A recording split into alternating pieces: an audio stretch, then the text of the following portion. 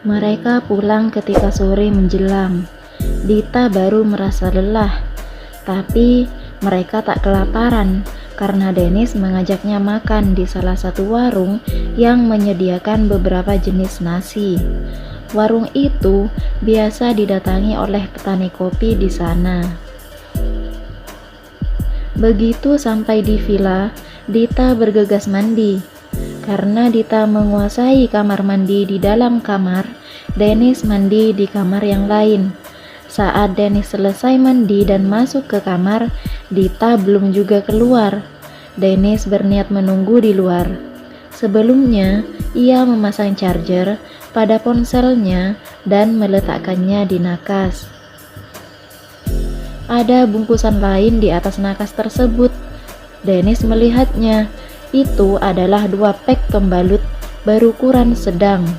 Dennis mengernyit, heran mengapa Dita tak membawanya masuk ke kamar mandi. "Dita!" Ia mengetuk pintu. "Belum, A," teriak Dita dari dalam kamar mandi. "Pembalut kamu?" "Nggak usah." Dennis diam di depan pintu. "Tidak usah? Sejak kapan Dita tak memakainya? Dan mengapa ia tidak tahu?" Lelaki itu membuang napas berat. Ia meletakkan benda itu ke tempat asal, lalu keluar dan menunggu di ruang tengah sambil menonton siaran televisi mancanegara. Sekitar 15 menit sendirian, Dita akhirnya menemaninya. Kok gak pakai baju?" tanya Dita yang mendapati Dennis hanya memakai kaos dalam berwarna putihnya. Dita merebut remote di tangan Dennis dan mencari channel yang bagus selain berita yang selalu Dennis tonton.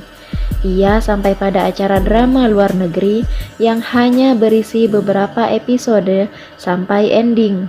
Kepalanya ia sandarkan di pundak Dennis. Dennis merangkul pundak gadis itu. "Kenapa kamu suka nonton acara seperti ini? Romantis, bikin baper, membuat ekspektasi kamu semakin tinggi. Daripada nontonnya berita terus. Kalau presenternya tampan dan muda, aku masih suka. Kalau udah tua dan gendut..." Dita menggeleng-geleng. "Kamu menonton berita hanya kalau presenternya tampan dan muda?" Gadis itu mendongak dan mengangguk. Dennis mendengkus geli. "Menjelaskan kalau kamu masih anak-anak," cibir Dennis yang membuat Dita memutar bola mata malas. "Anak-anak yang dinikahi pria dewasa. Menjelaskan kalau memang cabul," cibir Dita balik. "Toh anak-anak itu mau aku nikahi dan malah tergila-gila padaku," balas Dennis menahan geli melihat istrinya makin kesal. Dita menganga tak percaya disebut tergila-gila pada Dennis. Walau kenyataannya memang iya, tapi tak perlulah Dennis memperjelasnya, kan dia malu. Harusnya tuh bersyukur punya istri yang tergila-gila sama Itu kan artinya aku berbakti.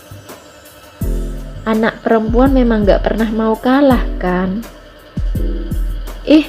Kesal Dita akhirnya. Tak terima dibilang tak pernah mau kalah. Yang harusnya ngalah tahu. Gadis itu mengembalikan remote televisi kepada Dennis, menggeser duduk menjauh dari lelaki itu ke ujung sofa dan bersidekap di sana, menunjukkan bahwa ia sedang merajuk sekarang. Dennis tahu ini awal dari kerepotannya malam ini. Membuat istri merajuk adalah langkah yang salah. Mari kita buktikan. Dennis melirik Dita yang menatap sengit ke arah depan. Sekarang ia bingung harus melakukan apa agar Dita tak merajuk lagi. Tak mau ambil pusing, ia pun hanya diam dan kembali mengubah channel televisi ke acara berita. Mendapati suaminya hanya bersantai padahal ia sedang merajuk, Dita menggeleng dramatis. Padahal ia ingin dibujuk, dirayu supaya tidak marah lagi. Dennis malah mengabaikannya dan lebih tertarik pada berita.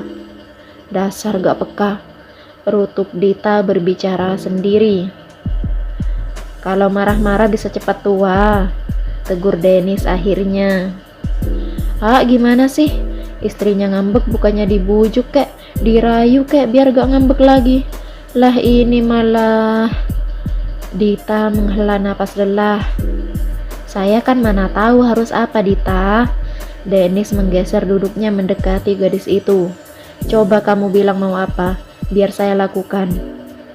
Terserahlah. Oh tidak, Dennis pernah membaca di suatu artikel, kalau perempuan sudah berkata terserah, itu adalah akhir yang mengenaskan bagi laki-laki. Jangan bilang kalau kamu sama seperti mereka, kata Dennis ngeri. Dita mengernyit. Seperti siapa? Perempuan-perempuan itu, jawab Dennis. Perempuan mana? Dita mendelik. Punya selingkuhan, tuduhnya tiba-tiba. Kok gitu? Padahal kita baru nikah. Bisa-bisanya selingkuh. Kamu bicara apa?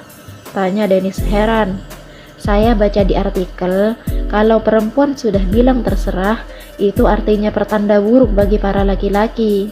Tapi saya yakin kamu tidak seperti itu kan? Terserah. Dennis meringis.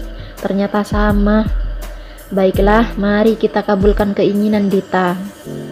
Kamu mau saya melakukan apa sekarang biar kamu gak ngambek lagi? Terserah. Mau jalan-jalan?